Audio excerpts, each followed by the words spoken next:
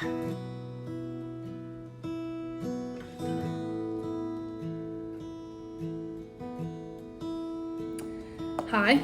it has been a good while since I've done a devotional video, so I am pretty excited to share this one with you.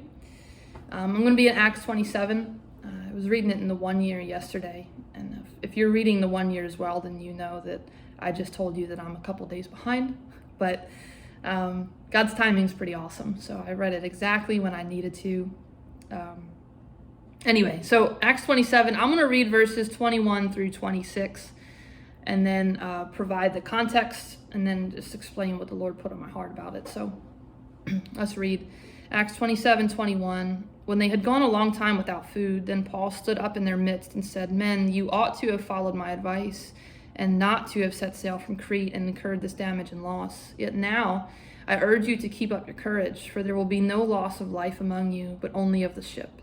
For this very night an angel of the Lord, to whom I belong and whom I serve, stood before me, saying, 'Do not be afraid, Paul. You must stand before Caesar. And behold, God has granted you all those who are sailing with you. Therefore, keep up your courage, men, for I believe that it will turn out exactly as I have been told. But we must run aground on a certain island.'" So the micro context here, just what's happening in chapter 27, is that Paul finds himself on a ship as an innocent man, but as a prisoner by choice, with 275 other men, and the journey is not going well. But how did he end up here in general, in a broader sense? So back in Acts 19 is when Paul first says, I think it's like the middle of the chapter, verse 20 something, he says, "I must make it to Rome." That was his goal. He's doing all these travels, he's sharing the gospel, and he knew that God had put it on his heart, I've got to make it to Rome. And so that's where the promise began, where this journey really began in a broader sense, right? And so there's years between Acts 19 and Acts 27, and we see us, we're reminded between Acts 19 and 27 that Paul's ultimate goal was to make it to Rome. And so later in Acts 23 or 24, he's arrested. The religious leaders are irritated with him for preaching the gospel, and he's standing before local government, and he pretty much makes his way up the chain, right? Starts with like the local guys and makes his way up to like the equivalent of state, a state leader with King Agrippa, and his goal was to make it to Supreme Court, right? For all intents and purposes, that's kind of the journey he's about to take with the leadership. And so he stands before Felix, and Felix can find no fault in him, but he doesn't feel like dealing with the angry religious people, so he leaves Paul in prison. And then Festus comes into enters the scene here and inherits this problem, and he speaks with Paul, and he can find no reason for death or lifelong imprisonment either. But he's not sure what to do, because within the conversation between Paul and Festus, Paul appeals to Caesar, because his goal again was to make it to Rome. Which is interesting. I mean, Paul was willing to do whatever was necessary to get there, even if it meant becoming a prisoner, choosing chains, though he was innocent, for the sake of the gospel. And so I just want to read these verses real quick because they've made me laugh, honestly. It's Acts 25 through 27. It's Festus talking to King Agrippa. And he's explaining, like, look, I've talked to Paul. This is what happened. He's in prison. I talked to him. But I found that he had committed nothing worthy of death. And since he himself appealed to the emperor, I decided to send him. But I have nothing definite about him to write to my lord. Therefore, I've brought him before you all, and especially before you, King Agrippa, so that after the investigation has taken place, I may have something to write. For it seems absurd to me in sending a prisoner not to indicate also the charges against him. So he's saying, like, I have nothing to say to Caesar. I don't know why we're sending Paul there, because he's done nothing. It's just funny. So then Paul talks to King Agrippa, shares his story, and Agrippa says in verse 28, it's Acts 26:28, Agrippa replied to Paul, "In a short time you will persuade me to become a Christian." And then later in verses 31 and 32, he says, "This man is not doing anything worthy of death or imprisonment." And Agrippa said to Festus, "This man might have been set free if he had not appealed to Caesar." So right there, Paul had the opportunity for freedom, but it wasn't about his freedom. It was about the gospel, and it was about following through on what he felt the Lord had called him to do. It's a beautiful example of laying down our rights for something greater. And so in Acts 27, now we kind of come back to where we started. He's sailing to Rome, and it is not going well. Some language used that indicates that for us. In verse 4, it says, "From there we put out to sea and sailed under the shelter of Cyprus because the winds were contrary." Sailing under the shelter of an island is basically to say that they were sailing pretty close to the land so that they were less subject to the wind, which in this case, the winds were contrary. They're sailing against the wind. So not ideal. In verses 7 and 8, it tells us that they were sailing with difficulty. We had sailed slowly for a good many days and with difficulty.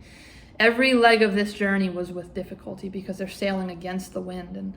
And then in verse 9, it tells us that the voyage was now dangerous since even the fast was already over. I had to look up what that meant, and what I learned is that the period of time that they were now sailing in, because it had taken so long to get where they were, right? They kind of should have been in Rome already, but because the winds were so contrary, it was taking them forever to get the distance. And now they're sailing in a period that was actually considered suicidal by skilled sailors.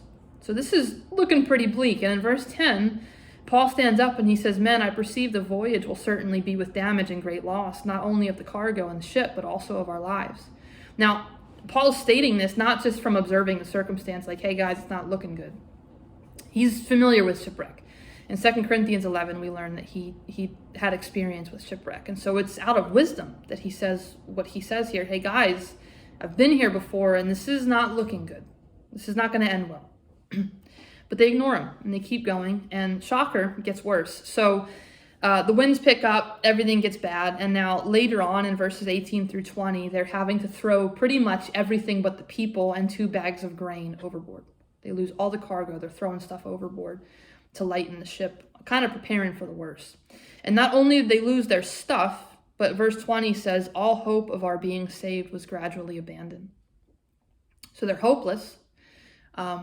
What's not helpful is that they had thrown everything overboard. So even if they survive the conditions that they're sailing in, and the seas kind of calm down, they have no food to sustain them. So no matter what way this goes, it's just not looking good. And so it's right there that Paul says what he says, where he stands up in the middle. And I do love verse 21. He says, look, men, you should have followed my advice. In other words, this was avoidable. If you listen to my wisdom, this was avoidable, but he doesn't dwell. If I'm Paul, verse 21 is going to be a little bit longer. But that's not the point. It's not the point he's trying to make. He's not dwelling on what they could have done to avoid it, because they didn't. Instead, he shifts right over to the encouragement that he received from an angel of the Lord. He says, look, I urge you to keep courage, for there will be no loss of life among you, only the ship. For this very night, an angel of the Lord, to whom I belong and whom I serve, stood before me, saying, do not be afraid. You must stand before Caesar. So there's the reminder again. You're going to make it to Rome. And behold, God has granted you all those who are sailing with you, so nobody's going to die. Therefore, keep up your courage, men, for I believe God that it will turn out exactly as I've been told. Now with that, it's very encouraging, right? Like, look, we're going to be okay. But then verse 26, but we must run aground on a certain island. So yeah, it looks bad. It's been rough and it's going to get worse, but we're going to make it. And nobody's going to die in the process. So what am I getting out of this, right? Like, what was the encouragement to my heart in these verses? Well, we're going to hop over to chapter 28 in a second, but I want to hang here for just a couple minutes. If you and I are Paul, do we have the same faith? He's standing in the middle of hopeless circumstances, that he's familiar with, by the way. He's been where he is now before, and it didn't end well. There was his wisdom, right? Wisdom and logic says we're not going to make it. And if we do, it's going to be ugly. But God said, you are going to make it and nobody's going to die. And Paul stands on that. He stands on the promise, and he stands on who he knows the Lord to be. Do you and I have the same faith? In other words, what's happening here is Paul is saying, look, I see the circumstance. I know what it looks like, but I know my God.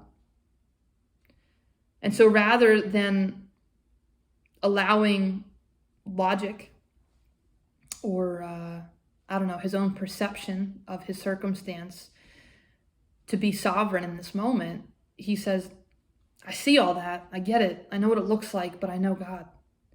And I believe that it's going to turn out exactly as God told me it would. He stands on the promise of God. He stands on the character of God. And he encourages other people to do the same thing, despite the circumstance they're standing in the middle of. And despite the fact that the angel Lord also told him they were going to shipwreck. Even still, yeah, it's bad right now and it's going to get worse, but you're going to make it. I don't know, do you and I have the same faith, or are we more swayed by the way that we're viewing our circumstance than we are by the promise and the character of God? It's also worth noting, though, that Paul finds himself in this situation by no fault of his own. Yes, he chose to appeal to Caesar. He could have been a free man 2 times over. And he chose the chains for the sake of furthering the gospel, doing what he felt God called him to do. Not what he felt, doing what God called him to do. But the journey was what it was because of the poor decisions of other people. I don't do well with that. I find it really hard to reconcile in my heart when I find myself in the midst of trials and circumstances and what appears to be hopelessness or whatever. When I'm standing in the middle of something that was avoidable because of the decisions of other people, like decisions that I didn't even make. Or even worse yet, in Paul's case, he advised them not to do what they did. They did it anyway. And now here he is about to shipwreck again because of the decisions of other people, right? No fault of his own. That's hard. It's hard. And so there's not much more to say than that's really difficult, and I'm not good at that. But I think my heart is encouraged here by Paul in saying he had every reason to be angry and to make verse 21 a lot longer than it was with a lot more words, but he doesn't do that. He dwells on the promise of the Lord instead. Yeah, it was avoidable. Yeah, you should have listened to me. We wouldn't be here if you'd made better decisions, but nevertheless, we are, and this is what God told me. I'm going to stand on this. I'm not going to stand on everything I think I'm entitled to, regarding feelings and all that. I'm going to stand on the promise that God made me, and I'm going to choose to be encouraged by it. I don't know, can you say the same thing? I can't. That's an encouragement that we find here in Acts 27. And I think, but the biggest encouragement, though, is that Paul's standing in the middle of what's about to be shipwreck. And he's encouraged.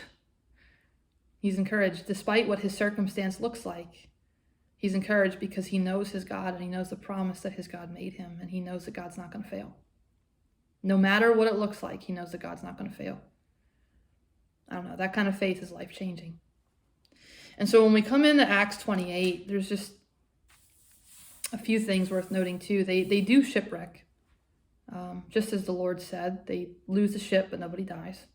And they shipwreck on Malta. And, they wouldn't have been at Malta if not for the shipwreck, if not for the difficulty of the storm. And Paul does ministry on Malta.